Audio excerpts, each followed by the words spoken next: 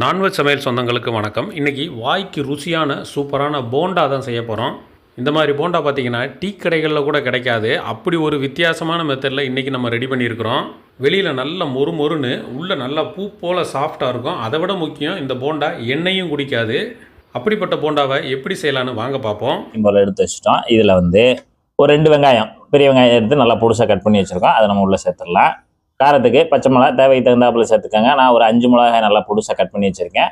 போண்டாவுக்கு இந்த பச்சை மிளகாய் தான் காரம், நல்லா ஜம்முன்னு இருக்கணும். அடுத்து பார்த்தீங்கன்னா ஒரு 5 பல்லு பூண்டு எடுத்து நல்லா நொறுக்கி வச்சுருக்கோம். நல்லா இடித்து கூட நீங்கள் சேர்த்துக்கலாம். அதேமாதிரி இஞ்சி துண்டு ஒரு விரலில் எடுத்து நல்லா பொடிசாக கட் பண்ணி வச்சுருக்கோம். அது ரெண்டையுமே உள்ளே சேர்த்துடலாம். சோம்பு 1 டீஸ்பூனு, சோம்புக்கு பதிலாக சீரகம் கூட சேர்த்துக்கலாம். பெருங்காயப்பொடி ஒரு 1/2 டீஸ்பூனு, தூளுப்பு ஒரு 1/2 டீஸ்பூனு, கருவேப்பிலை ஒரு 3 கொத்தை உருவிட்டு உள்ளே சேர்த்துடலாம். இது பார்த்தீங்கன்னா ஒரு 5 விரல் அளவு மல்லியில நல்லா பொடிசாக கட் பண்ணி வச்சுருக்கோம். அதையும் உள்ளே சேர்த்துடலாம். காஷ்மீரி மிளகாத்தூள் ஒரு 1/2 டீஸ்பூன் சேர்த்துக்கலாம். இங்கே பச்சை மிளகா சேர்த்துருக்கோம், அதனால் கணக்கு பண்ணி சேர்த்துக்கோங்க. எண்ணெய் 1 டேபிள் ஸ்பூன் சேர்த்துக்கலாம். இப்போ ஒரு தடவை நல்லா எல்லாத்தையும் கலந்து விட்டுறலாம். இந்த எண்ணெயிலேயும் இந்த மசாலா எல்லாமே நல்லா கலந்து விடுற மாதிரி இந்த மாதிரி விரவி கொடுத்துருங்க.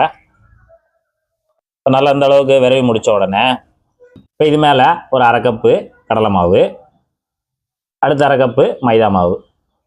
நீங்கள் மைதா மாவு பதிலாக இந்த இடத்துல கோதுமை மாவு கூட சேர்த்துக்கலாம். இப்போ இந்த 2 மாவை சேர்த்துட்டு நல்லா கலந்து விடுங்க. அந்த ஈரத்துலேயே நல்லா கலந்து விடுங்க.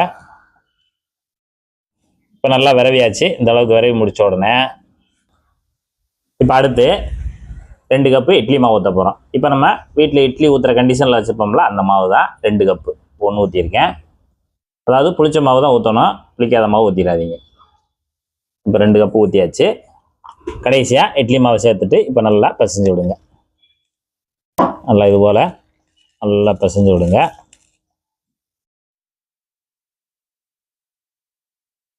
நமக்கு எடுத்து போடுற பக்குவத்துக்கு வரணும். நம்ம ஏற்கனவே கடலை மாவும் மைதா மாவும் சேர்த்துருக்கோம். இப்போ நம்ம வெறும் இட்லி மாவில் போட்டோம்னா ரொம்ப எண்ணெய் குடிக்க ஆரம்பிக்கும். டேஸ்ட்டும் நமக்கு கொஞ்சம் கம்மியாக இருக்கும். அப்போ நம்ம கடலை மாவும் அந்த மைதா மாவும் சேர்க்கும்போது டேஸ்ட்டும் கரெக்டாக வந்துடும், எண்ணெயும் அந்த அளவுக்கு குடிக்காது. இப்போ நல்லா மிக்ஸ் பண்ணியாச்சு. இப்போ நமக்கு சரியான பக்குவத்தில் எடுத்த அளவுகளில் சரியாக வந்திருக்கு. ஒருவேளை உங்களுக்கு இட்லி மாவு கொஞ்சம் கூடிருச்சு, கொஞ்சம் ரொம்ப இலக்கமாக இருக்குது அப்படின்னு தெரிஞ்சுன்னா நீங்கள் கொஞ்சம் கடலை மாவு மட்டும் போட்டு சேர்த்து நல்லா மிக்ஸ் பண்ணி இந்த பக்குவத்தில் மாவோட பக்குவம் இந்த அளவுக்கு இருக்கணும்.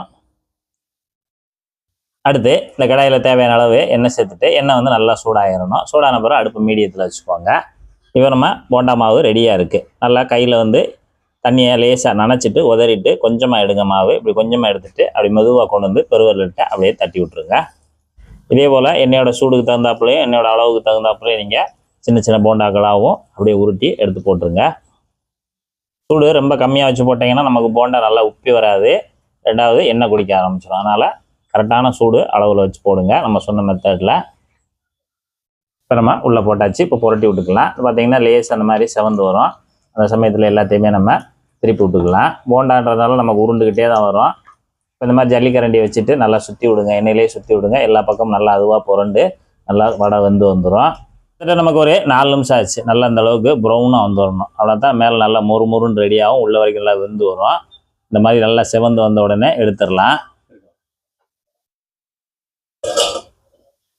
பூ போல போண்டா அப்படி பிச்ச உடனே அப்படியே நல்லா சாஃப்டாக சூப்பராக அருமையாக இருக்குது. கடலை சட்னி வச்சு தான் தொட்டு சாப்பிட போகிறேன். நீங்கள் தேங்காய் சட்னி வச்சுக்கலாம், லைட்டாக சாம்பார் வச்சுக்கலாம். சூப்பராக இருக்கும்.